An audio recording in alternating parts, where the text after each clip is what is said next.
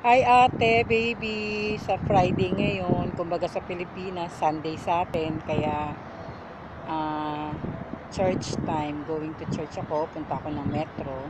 Pakita ko muna yung view. Ayan po. Ang mga building dito sa Dubai. Ayan, nakikita mo.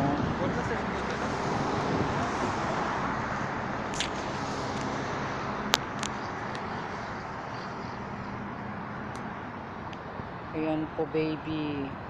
Nakikita mo yung mga building. Ang ganda-ganda, diba, baby? Tapos, ang lawak-lawak ng kalsada, ate, oh. Tapos, hindi ka pwedeng tumawid basta-basta dyan. May pipindutin ka dyan bago ka tumawid. Hindi kagaya sa atin. Pag walang sasakyan, takbo ng takbo dito. Hindi pwede yun. Bawal dito yun. Ayan. Ayan. Ayan siya. Tapos, nakikita mo ate yung ano. Pupuntahan ko doon. Ayan. Naglalakad na ako, baby. Sasakay ang metro. Magsisimba kami nila nanay, tsaka nila tatay. Sige.